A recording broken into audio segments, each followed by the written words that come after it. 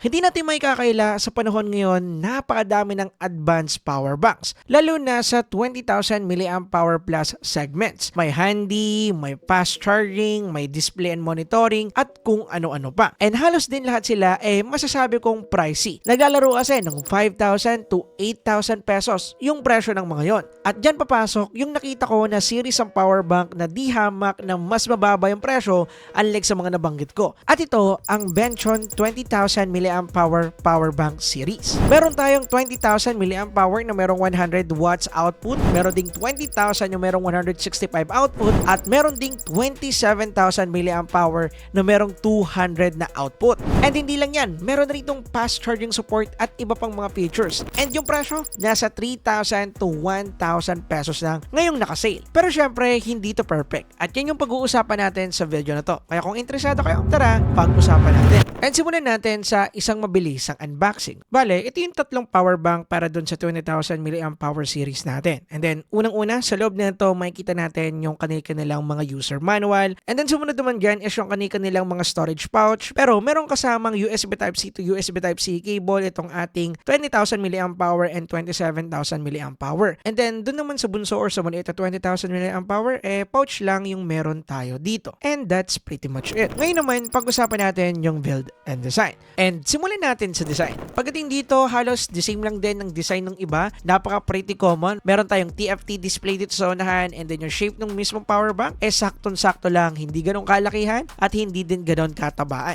As in, sakto lang siya kung ako yung tatanungin. And yung patunay niyan is itong dalawang malaking power bank na to, kahit na kasi nasa 20,000 mAh yung capacity ng isa and 27,000 naman yung capacity ng isa, the same lang sila ng height and also ng bulkiness ng isa't isa. Kaya masasabi natin na compact talaga. Pagdating naman dun sa bunso nila, surprisingly, 20,000 mAh din yung capacity nito, pero hanggang 100 watts lang yung pinaka-support na charging output. Pero to be honest, para sa akin, same sila na magaganda. And speaking of the same din po silang tatlo na lightweight. Nasa 587 grams lang kasi itong ating 27 mAh, and then nasa 460 grams lang naman itong ating 20,000 mAh, and then nasa 383 grams lang or almost 385 grams lang yung kanilang bunso, which is itong 20,000 mAh din. And actually, ganito yung characteristic ng mga power bank na pwede nating dalhin kapag gagala tayo or kaya magta-travel tayo, kasi una, hindi sila ganun ka-bulky, which is konti lang yung space na makukonsume sa bag natin. And pangalawa, lightweight lang to, kaya hindi tayo mahihirapan or hindi tayo mangangalay if ever na dadalahin natin to. So, para sa akin, ano man yung piliin nyo sa tatlo, pwede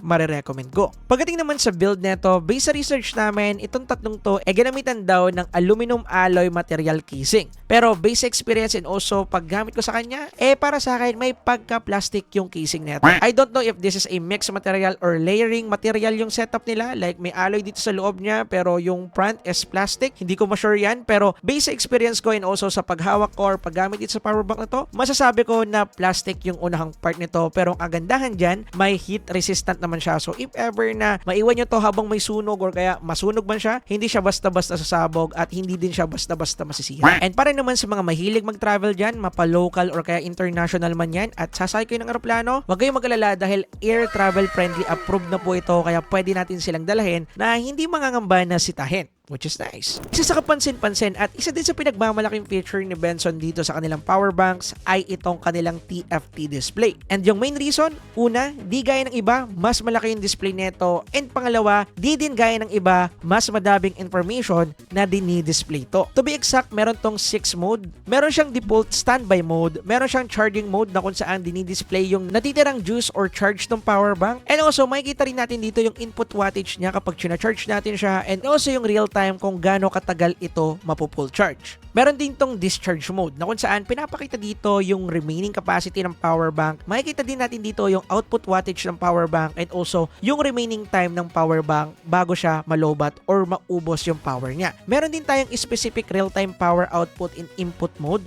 na kung saan makikita natin yung input and output wattage nito once na gagamitin natin siya. May temperature monitoring mode din na kung saan makikita natin yung overall temperature ng mismong power bank. At higit sa lahat, yung pinaka nagustuhan kong feature nito, which is yung kanyang battery cycle count. Na kung saan makikita natin dito yung overall battery health ng power bank natin para malaman natin if pasira na ba siya or pa-degrade na ba yung battery niya or hindi. Which is para sa akin a nice feature. At i-plus na nga rin pala natin dito yung add-on feature nila which is tinatawag nila na charging emotion na kung saan meron silang pinapakita or nire-reflect na emotion every charge percentage ng ating power bank. At ito yung mga yon. And in overall, to be honest, bukod tangi, itong mga power banks na to ang merong gantong kadaming display information na nagamit ko. Kasi marami ako ng mga nagamit na power bank pero napaka-common and yung iba sa sobrang common, halos isang page lang at wala nang iba pang nakalagay dun sa kanilang TFT display. Which is para sa akin, goods din naman yon pero for those kaparakoy na mahilig sa data or ka-information, good na good sa inyo to. Kapag dating naman sa mga ports, same silang tatlo na merong USB-C and USB-A port. Pero merong built-in USB-C itong dalawang bad boy power banks natin which is the 20,000 at saka si 27,000 mAh. And nakagandahan sa built-in USB cable sila dito, pwede natin itong gamitin mapa-output and also input. Meaning, pwede natin sila gamitin para i-charge yung device at pwede rin natin silang gamitin para i-charge yung power bank. And to be honest, benefitable to para sa mga tao na kagaya ko dyan na ayaw magdala ng mga extra cable. Dahil dito, meron na tayo. Samantalang sa small 20,000 mAh natin, meron din naman siyang USB-C port at saka USB-A port pero di gaya ng dalawa, wala tong built-in na USB Type-C. Pero meron siyang included na USB Type-C lanyard. Bale, itong kanyang lanyard na to ay pwede nating alisin at gamitin as a natural and normal cable. So medyo disappointed lang ako ng konti dito dahil sana ginawa na lang din nila na built-in USB Type-C para meron pa sana tayong isang cable na pwedeng isaksak dito sa isa niyang port which is sana magagamit natin siya sa dalawang device or tatlong device maybe. Pagdating naman sa supported output wattage natin dito, pagdating sa ating 27 and 20,000 big boy power banks, meron silang TIG 100 watt support pagdating sa kanilang both USB-C port and same din na merong 60 watts na output para sa ating USB-A ports. Pero pagdating sa kanilang built-in cables, dito magkaiba dahil merong supported 140 watts max para sa ating 27,000 mAh power bank and then 100 watts din para naman sa ating 20,000 big boy power bank. Kaya pwede and ideal na ideal gamitin to para sa mga laptops na supported yung USB Type-C or Type-C charging. Anyway, magkaiba din ng input support itong dalawang to. Pagdating sa built-in USB Type-C ng dalawang to, 100 watts yung support ng ating 27,000 mAh and 65 watts naman yung supported ng ating 20,000 mAh.